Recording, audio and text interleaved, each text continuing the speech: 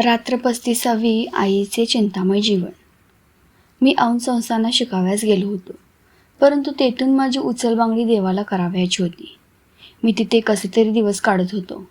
ते मी सांगत बसत नाही. साऱ्याच गरिबांना तसे दिवस काढावे लागतात.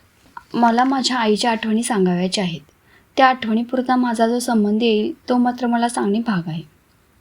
पुण्यास माझ्या मावशीजवळ माझा सर्वात धाकटा भाऊ सदानंद होता. पूर्वीचा यशवंत आता पुन्हा आईच्या पोटी आला असे आम्हाला वाटत असे. परंतु प्लेगमध्ये पुण्यात एकाएकी सदानंद आम्हाला सोडून गेला. दत्तगुरू दत्तगुरू म्हणत गेला. ते पहा मला बोलवीत आहेत, मी जातो असे म्हणत तो गेला. मी औंधला होतो. तेथेही प्लेग सुरू झाला. एक सोन्यासारखा मुलगा गेला व दुसरा दूर तिकडे एकटा, तेथेही प्लेग आहे. ते ऐकून माझ्या आईचा जीव खालीवर होत होता. सदानंदचे दुःख ताजे होते. किती दिवस झाले तरी तिच्या डोळ्यांचे पाणी काही खळेना. परंतु ते दुःख कमी होत आहे तो तिला माझी चिंता जाळू लागली. चिंतामय तिचे जीवन झाले होते. प्लेगमुळे औंधची शाळा बंद झाली. बाहेरगावच्या विद्यार्थ्यांनी निघून जावे असे सांगण्यात आले. मी कोठे जाणार? पैसे तरी जवळ कोठे होते? मी माझ्या जवळची घोंगडी विकली, काही पुस्तके विकली, 5 रुपये जमा झाले व पुन्हा औंध सोडून मी निघालो. 2-3 महिने शाळा बंद राहील असा अंदाज होता. मी हर्णे बंदरात उतरलो. गाडी ठरवून पालघरास निघालो. पहाटेच्या वेळेस मी गाडीतून उतरलो. वडाच्या झाडावर गरुड पक्षी आले होते. ते मोठ्याने ओरडून गाव जागा करीत होते. आजूबाजूला भुपाळ्या, कोठे वेदपठण ऐकू येत होते. मी भाडी देऊन माझ्या कवाडीत शिरलो. मला वाईट वाटत होते. मला पाहिल्यावर आईला धाकट्या भावाची पुन्हा जोमाने आठवण येऊन ती रडेल अशी भीती वाटत होती. हळूहळू मी अंगणात आलो. अंगणातून ओटीवर आलो. आई घरात ताक करीत होती. ती ताक करताना शांतपणे कृष्णाचे गाणी म्हणत होती. मी ओटीवर ते गाणी ऐकतच उभा राहिलो. दार लोटण्याचे धैर्य होईना. परंतु किती वेळ उभं राहणार? शेवटी दार लटकली. थाप मारली. कोण? आईने विचारले. मी श्याम असे उत्तर दिले. श्याम, आला रे माझा बाळ. आले हो असे म्हणत लगबगीने येऊन आईने दार उघडले. आईने मला पोटाशी धरले. देवांना नमस्कार कर, मी त्यांना गुळ ठेवते. आधी बस. किती रे तुझ्या वाटेकडे डोळे लावले होते? त्याला देवाने नेले म्हटले दुसरा दृष्टीस पडतो की नाही? असे म्हणताना आईचा कंठ भरून आला व मीही रडू लागलो.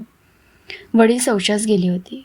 ते अंगणात येताच आई पुढे होऊन म्हणाली, म्हटलं श्याम आला हो आपला, आत्ताच आला. ते पाय धुवून घरात आले. मी त्यांना नमस्कार केला. श्याम, गणपतीवर आवर्तने करीत होतो. आलास शेवटी. खुशाल आहेस ना? सदानंद गेला असे म्हणून त्यांनी डोळ्यांना उपरणे लावले. नीज जरा अंथरुणावर, बाहेर थंडी आहे. नीज, आई मला म्हणाली. मी कपडे काढले. चूळ भरून आईच्या अंथरुणावर निजलो. आईची चौघडी अंगावर घेतली. ती चौघडी नसून जणू आईचे प्रेमी पांघरले होते. मी जणू आईजवळ तिच्या कुशीतच निजलो आहे असे मला वाटत होते.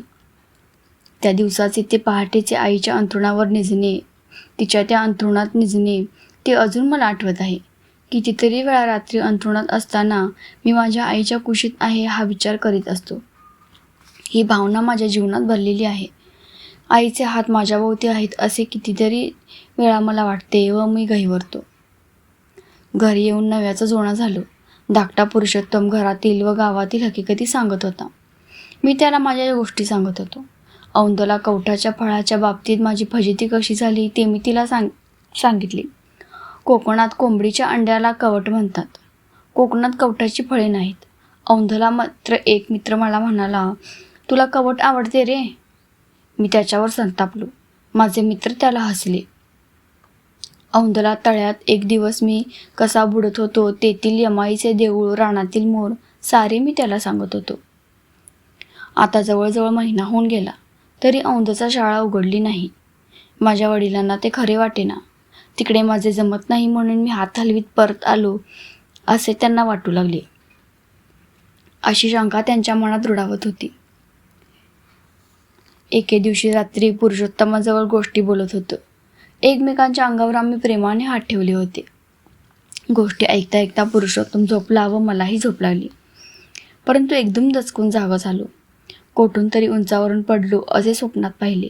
मी जागा झालो तेव्हा पुढील संवाद माझ्या कानावर पडला. आई गोवाऱ्या निशीत होती. दुसऱ्या दिवशीच्या भाजीची तयारी चालली होती. वडीलही गोवाऱ्या निवडीत होते. हाताने काम चालले होते व उभयता बोलत होती. त्याच्याने तिकडे शिकणे होत नसेल म्हणूनच तो आला. लेकची सबब सापडली. अजून का शाळा उघडली नसेल असे वडील म्हणाले. तो खोटे का बोललो येईल? त्याला तिकडे हाल काढावे लागतात तरी तो परत जाणार आहे. येथे फुकट खायला काही तो राहायचा नाही.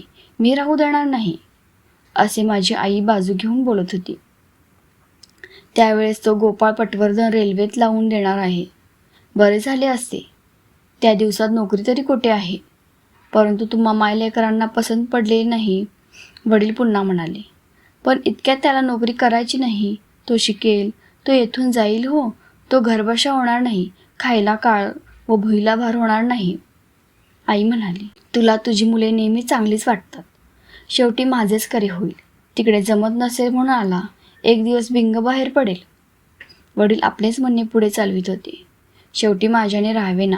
मी अंथरुणातून उठून बसलो व म्हणालो, भाऊ, मी काही चोरणं ऐकत नव्हतो. मी एकदम जागा झालो. तुमचे म्हणणे ऐकले. मी उद्याच येथून जातो. मग औंधेला प्लेग असो वा नसो.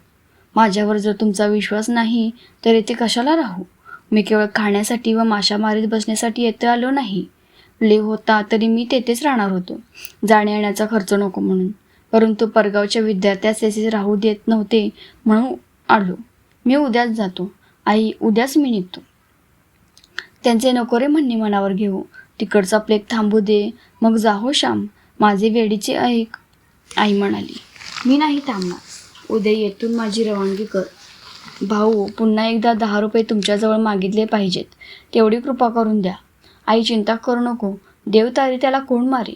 ज्याला जगावायचे आहे त्याला तो रोगाच्या भरसातीतही जगविल, अपाट समुद्रातही तारील. मी म्हटले. तू तरी त्यांचाच ना मुलगा. तुझ्या लहानपणाचा हट्टी स्वभाव थोडाच जाईल. जा बाबांनो, कोठेही जा, खुशाल राहा म्हणजे झाले. माझे मेलीचे डोळे देव का मिटीत नाही. काही समजत नाही. चांगली सोन्यासारखी पोरे नेतो, आम्हाला रडवायला राखतो असे आई रडत म्हणाली. रात्र गेली, दिवस उजाडला. मी आईला म्हटले, माझे जाण्याचे ठरले आहे. आज नाही तर महिन्याभराने जावेच लागणार ना. तू परवानगी दे. शेवटी आईने संमती दिली. दुसऱ्यावर स्वतःची इच्छा ती लादीत नसे. शरणागती हेच तिचे बळ होते. तिने कसलाच हेका धरला नाही. तिचे प्रेम बांधणारे नव्हते. मोकळीक देणारे होते. स्वातंत्र्य देणारे होते. वडिलांवर रागावून मी परत जाव्यास निघालो. आईला रडे आवरेना. एक पोटचा गोळा प्लेगने बळी घेतला. दुसरा प्लेगात उडी घ्यायला जात होता. परंतु ती काय करणार? बाप लेकांच्या झगड्यात ती गाय मात्र रडवली जात होती. मी आईच्या पाया पडलो. वडिलांचे पाय धरले. उभयतांचे आशीर्वाद घेऊन मी निघालो. अभागी श्याम आईचे न ऐकता निघाला. मी गाडीत बसलो. गड्यांनो, आईचे ते शेवटचे पार्थिव दर्शन. त्यानंतर माझी आई जिवंत माझ्या दृष्टीस पडली नाही. तिची भस्ममय मूर्ती शेवटी स्मशानात मी पाहिली. आईला मी त्यावेळेस कायमची सोडीत आहे. तिचे अमृतवान शब्द शेवटचे ऐकत आहे अशी मला कल्पनाही नव्हती. परंतु मानवी आशाविरुद्ध देवाची इच्छा हे कठोर सत्य मला अनुभवायचे होते. दुसरे काय.